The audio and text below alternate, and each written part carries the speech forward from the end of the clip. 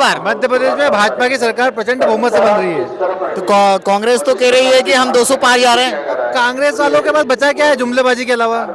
तो कांग्रेस तो हमेशा यही बोलती आ रही है 18 साल से कि हम आ रहे हैं, हम आ रहे हैं, आ रहे हैं, लेकिन क्या हुआ? उनके पास जो विधायक मंत्री थे वो भी भाग गए। वो तो कह रहे हैं महंगाई मुद्दा है, भ्रष्टाचार है, बेरोजगारी है।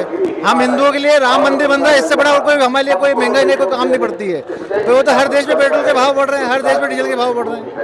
राम मंदिर के आगे महंगाई भ्रष्टाचार मुद्दे समाप्त हो रहे हैं। अरे बिल्कुल, हमारे लिए भ्रष्टाचार नहीं, लेकिन हम राम मंदिर के सामने महंगाई कोई मायने नहीं रखती है। अगर हम इस पीढ़ी में राम मंदिर बनता हुआ देख रहे हैं तो हम सौभाग्यशाली हैं। हिंदू होने पे हमको गर्व है, राष्ट्र हित में भाजपा के ऊपर मतदान करना हमको गर्व है। महंगाई है, भ्रष्टाचार है, बेरोजगारी है, पटवारी भर्ती घोटाला, महाकाल घोटाला, ये कांग्रेस ये फेरिस्त निकाल के बार बार गलत आप बोल रहे हैं। आप गलत नहीं, देखिए आप जो कांग्रेस बोल रही है गलत आरोप लगा रही है।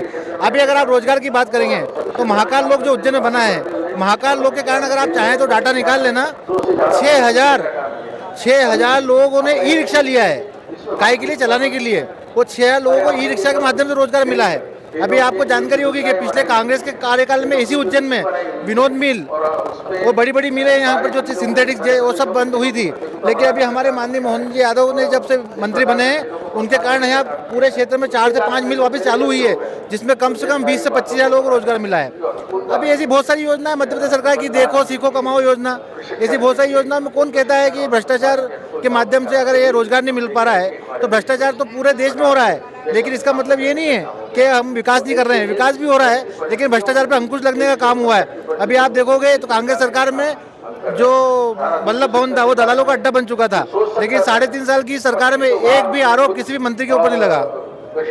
15 महीने की कमलनाथ सरकार कैसी लगी आपको? कमलनाथ सरकार में क्या था? भ्रष्टाचार के अलावा बचा क्या था?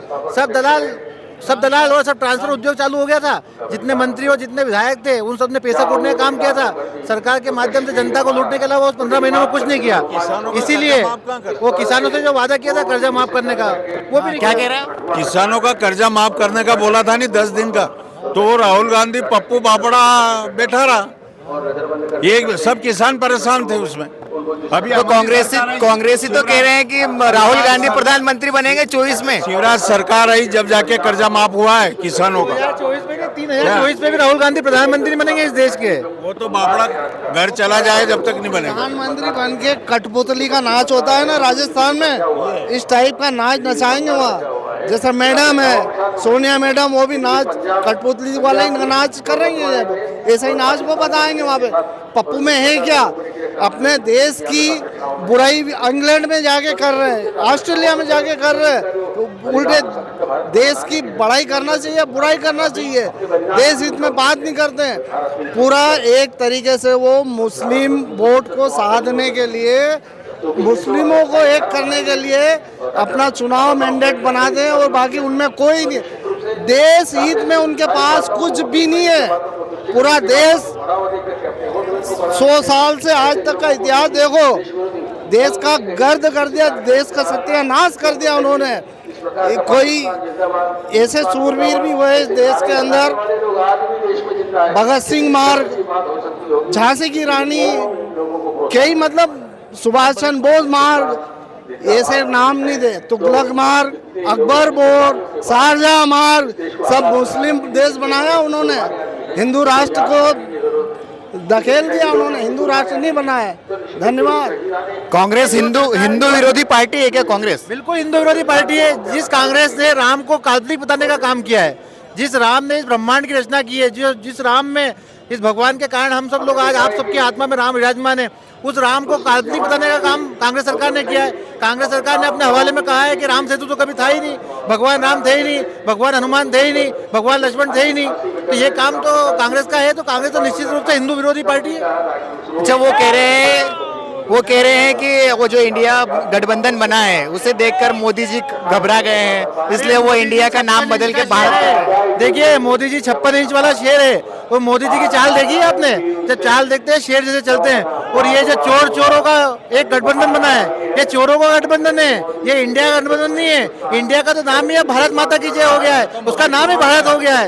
ये जो इंडिया नाम बदला है, भारत करा है, ये हिंदू का एक अपने आप में गर्व की बात है। और G20 में आपने देखा हो जिस प्रकार प्रधानमंत्री मोदी का इस विश्व में, पूरे देश में उस पूरे अंतर्राष्ट्रीय में आज मोदी जी हमारे राज कर रहे हैं, वो आज हर भारतीय गर्व को, हिंदुओं को गर्व हो रहा है कि आज एक हिंदुस्तान के प्रधानमंत्री को हर देश का पीएम सलाम करता है।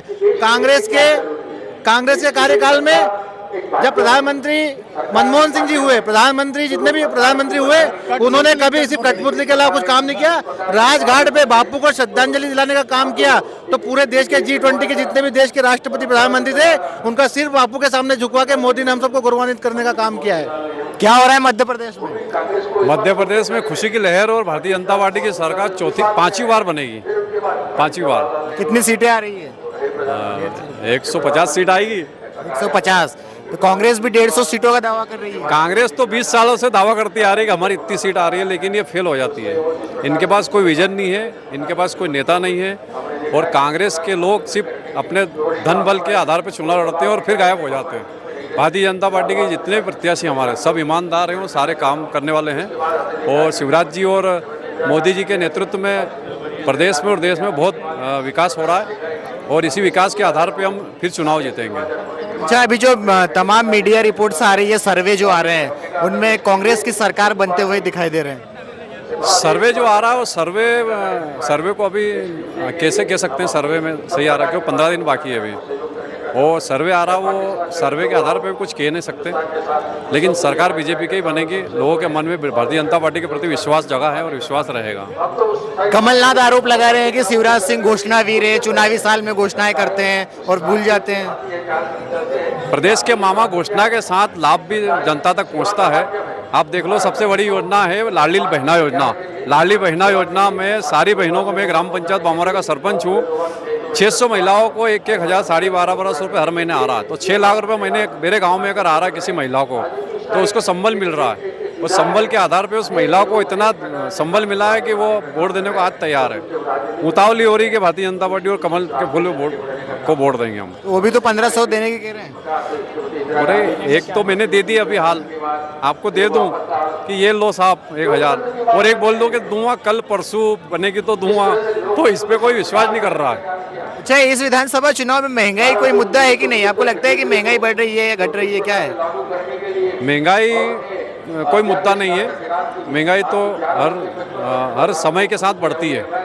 ये तो विश्व स्तरीय महंगाई है, तो इससे कोई फर्क नहीं पड़ता। आप महंगाई बढ़ रही है तो हमारा अनाज का, प्याज क्या भाव हो गया किसानों का? 55 रुपये किलो हो गया।